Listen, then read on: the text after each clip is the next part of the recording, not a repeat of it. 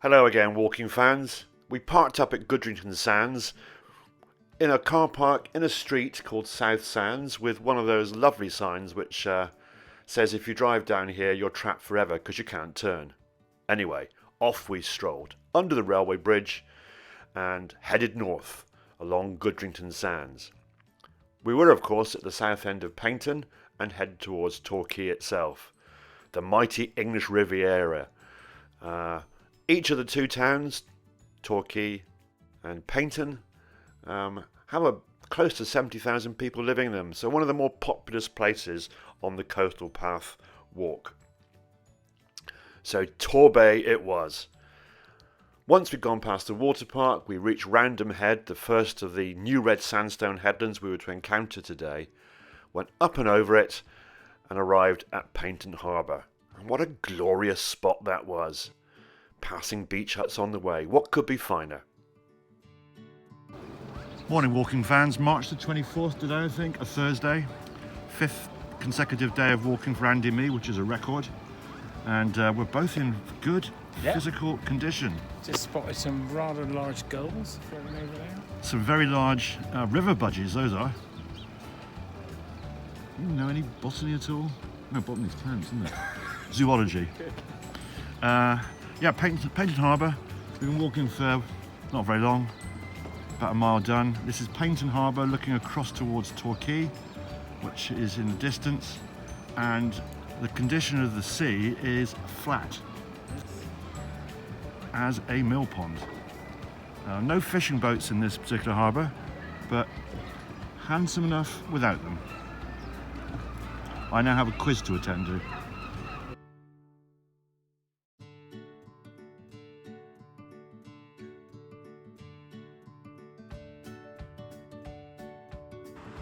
Well, it's approaching coffee time on our 5th day of walking. We've just passed Livermead Bay.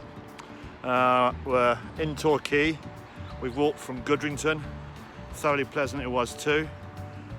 And today is a very different SWCP experience because it's effectively mainly Torquay. We'll get the other side of it later on in the day, but it's full-on Torquay experience, and we're shortly going to come to the majestically impressive Grand Hotel. I think it's the Grand Hotel, it should be. It looks very grand. He has just spotted quite correctly that we're at Corbin Head. And Jeremy, there's some work for you to do here because the public toilets are closed and it's all too frequent a bloody theme. So get your banners out, Jezza, and get down here. Torquay, sort it. Andy says sort it. He needs a whittle.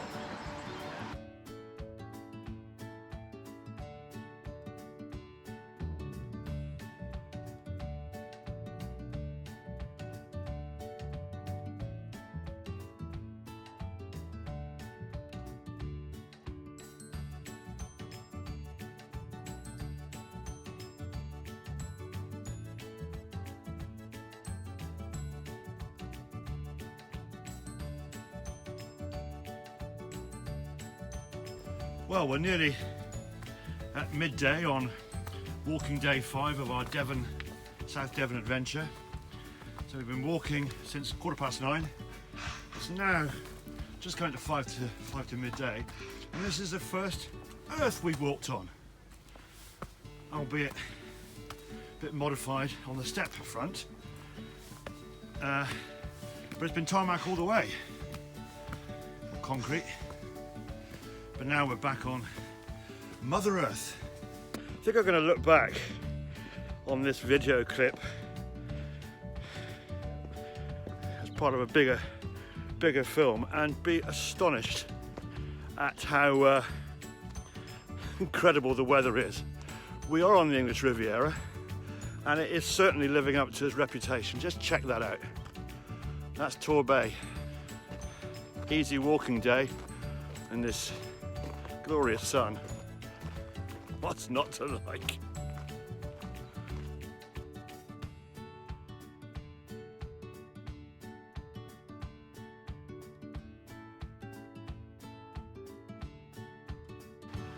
Well, it's a bit of a scramble down.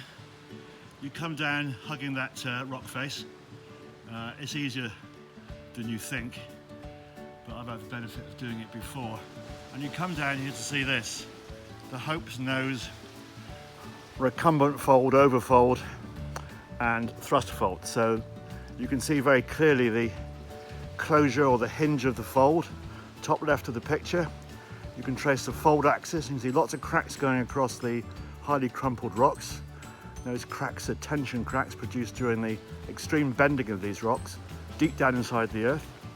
And then lower down you can see the beds curling round, like almost like the fingers of your hand cupping over, almost like when you're forming a bridge in snooker for the cue. And then beneath that you can see a very clear horizontal line, and below that the rocks, the beds going the other way, sloping, dipping if you like, from right to left. And that very distinctive crack running right away along to the edge of the headland, that's a thrust fault. And I'm lying here on a series of boulders that have been here for a long old time, because I've been up on this in the 1990s, possibly as late as the early 2000s, when I was still actively involved in teaching geology and accompanying the marvellous Guy Wildman on his excellent KCFE, Kingston College, A-level geology trip. So a magic spot, and I'm now going to clamber back up and have lunch.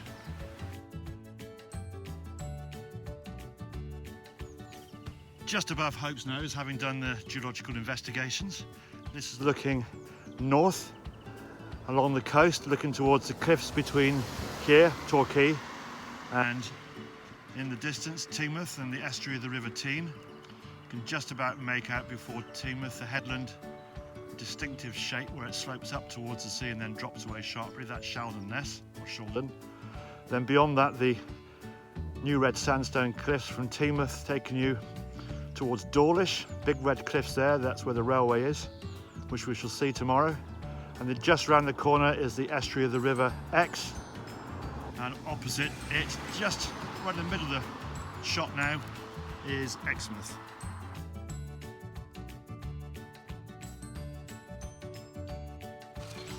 So this is Oddicombe. That's Teignmouth in the distance, completely flat calm, dogs in the sea, little jetty, beautiful pub, Carey Arms, closed toilets, which is annoying, a nice blue painted place, incredibly steep lane. We've just witnessed some salty sea dog having a right old struggle. Got just about round the corner, tried to change gear, which is idiotic, slipped back and nearly rammed into a car behind him with some two petrified women in there.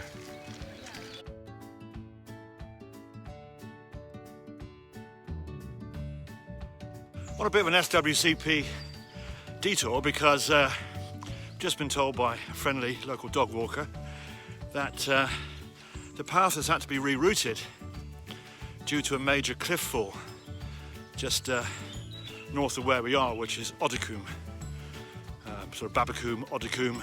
We're on our way to Watcombe, and rather sadly, in the cliff fall, a house bought off the internet by a woman police officer toppled over the bloody edge. House, cliff, contents and all. Not her, fortunately.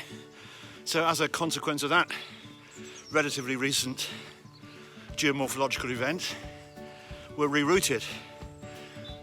We've got to come up here anyway. I'm going into Torquay Golf Club area and back out again to Waters. And what a great afternoon. 11 miles or so done now. We're within half a mile of the end. Excellent. Peaceful. Well, equipment-wise today, I decided to go hatless, and I thought I'd up my sartorial game. Check this out for a shirt. Frangipani from Somerset, custom made. Lovely shirts, nice linen, sort of cotton linen mix. No, not a cotton linen mix, just cotton. Somersetian, not Egyptian. I don't know, who knows where it comes from, but I really like it. I was expecting to get a few comments today, but completely failed on that one. To be honest, I failed with the bandana as well, so obviously Devonian folk are not that impressed with my walking regalia, but there you go. Splendid walk today, just about the 12-mile mark. I had it under 12 miles, so we've deviated a bit somewhere or the other. We've got one of these fantastic SWCP moments where our car is parked up higher on the cliff, and in the mile or so before we get back to it, the mighty SWCP tests us out by dropping us some way back down this wooded cliff. We're still quite a way above the cliff edge and the sea below, and you can't hear any sea today because there's been no crashing waves. It's so calm. Anyway, we've come down. I'm hoping as far as we come down, we might go down a bit further, but the inevitability is that we have to go back up. But that's the beauty of this.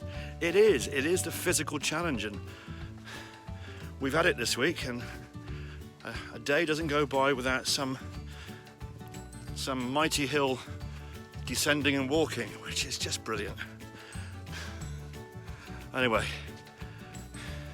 soon back to SB 57 gas up the away Carlisle this weekend. Come on, boys. And so ended a less than taxing day walking along the seafront in Torbay, and then around the big headland with that amazing geological structure in it, Hope's Nose, heading further north, lovely cliff top and woodland walking to Watcombe. A terrific day, and we look forward to more sun tomorrow. Song for the day, of course, had to be Beatles' Here Comes the Sun.